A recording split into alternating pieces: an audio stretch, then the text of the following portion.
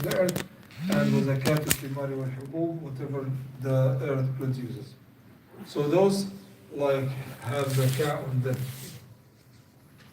And for last time we talked about the zakat al-mashia, the cattle, the zakah on the like the camel, cows, and goats and sheep. And now zakat al-urud, urud al-tijara, anything intended for business, for merchandise. ولا زكاة حتى ينوي بها التجارة وهي نصاب حولا ثم يقومها فإذا بلغت أقل من نصاب من الذهب والفضة أخرج الزكاة من قيمتها. There is no zakah on merchandise until the person intends to trade with it, and it has the nisab, the zakat threshold, for an entire year.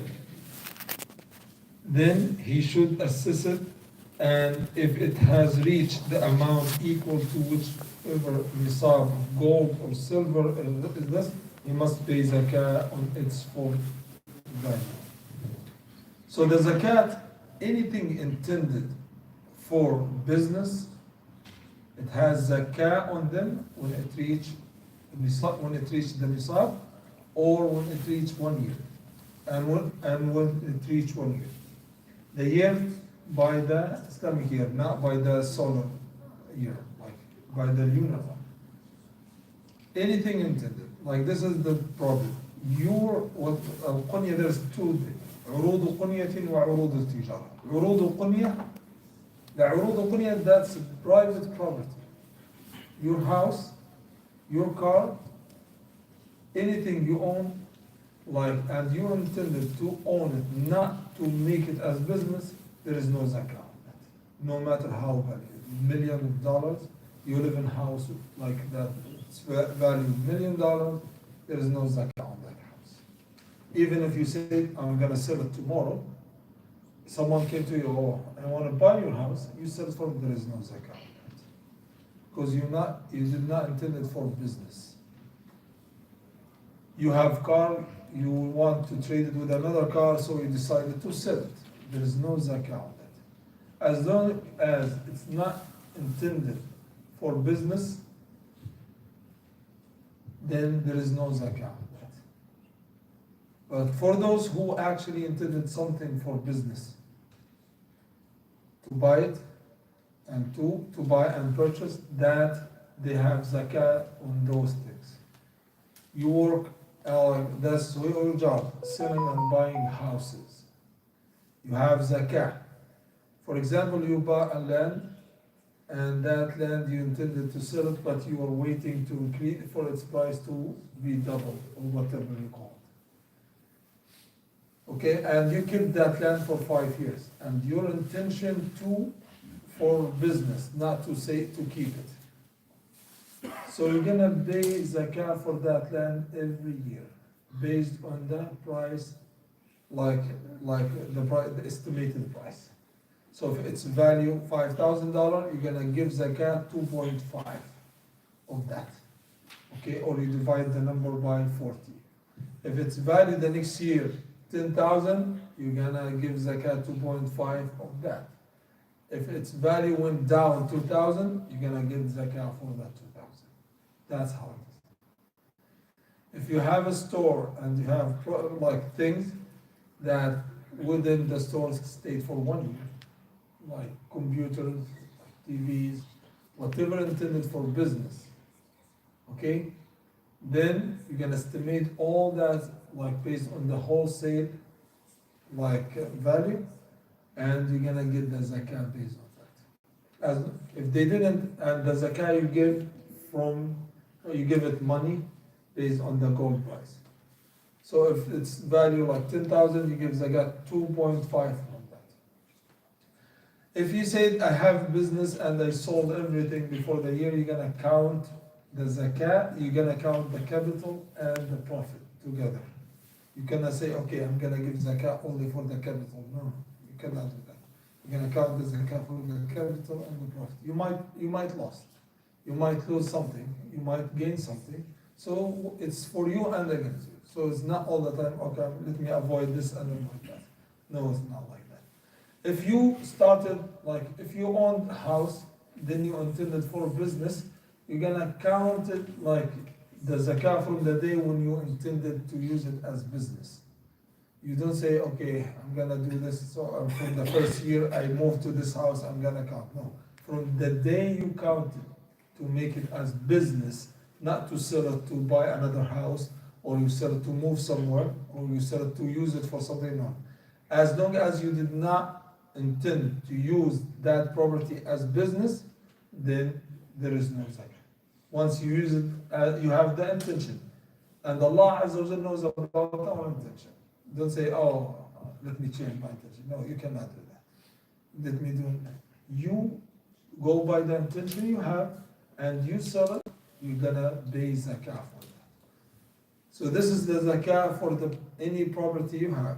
If anything you intended for a business and it stays in your house, you stay in your storage, you value it, and if it's equivalent to the nisab, then nisab is 85 grams of gold or 200 grams of silver, which is equivalent nowadays, if we're gonna count the 1 gram of pure gold, which is like, it's gonna be around 85, will be around between $4,000 to $5,000. So this is how you're gonna get 2.5 of that asset that you have, and you give it as a zakah. So this is regarding what's called like zakatu urud al-tijah.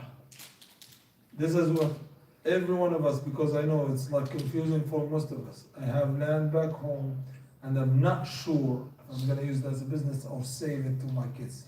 If you are not sure, no zakah on that. No zakah. I'm not sure. If you are hesitant about something, no zakah on that. You have to be sure, oh, I inherited the land. If you inherited the land, there is no zakah on that. There is no zakah. Whatever comes to you without your intention, if it comes to you without intention to have it, there is no zakah. Because they have two conditions. To have the intention to use it for business, and it comes to you like without like being forced to take it. Anything that you are forced to take it, there is no zakah. Like what mentioned now, something you inherited from your family, there is no zakah on that, unless then you start planning for the future, then you have, it's another matter. I hope everything is clear for you here. I know some of us gonna be a lot today.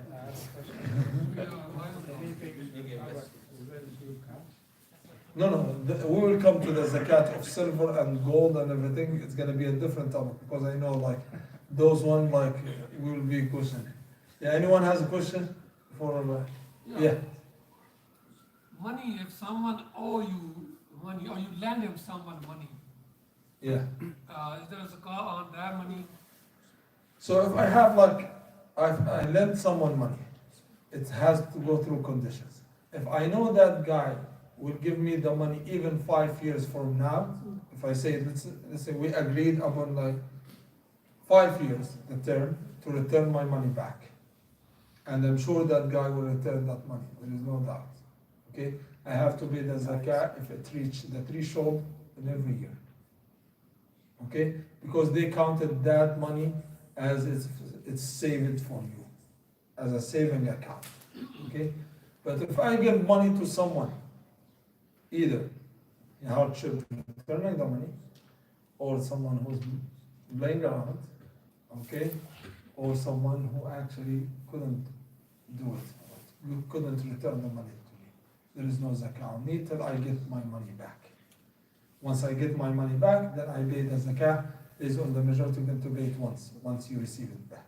But if you're sure that the guy you give money, like if you lend some money and you're sure that he's trustworthy, he's gonna return the money on like 5 years, or like in 2 years or something, you're gonna pay zakah every year on that money.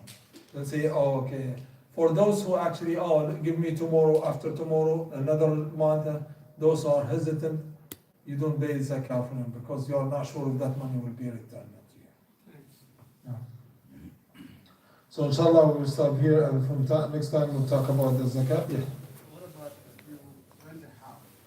For anything considered for rental, there is no zakah for the asset. There is no zakah for the house. The money you get, you collect it for 1 year, and if it reached that money, reached the nisab, reached the threshold, you pay zakah for that. So, but what if that money you're using, like something, feeding family? What's that? You get, this is rental money, but you're using. If that money is used, is used. If it's not saved, it's used, then there's no zakah on it. The money is for everyone to make it easy how to get your zakah out. There is no zakah on the income. Don't say I have like this income, fixed income every month, so I have to pay zakah on that. There is no zakah on that. Okay? You don't have to pay zakah on that. How you make it easy for you? You make a time. The Sahaba used to make the month of Muharram to get their zakah out. So you make that time, Ramadan, Muharram, any month, you say, I'm gonna give my zakah that month.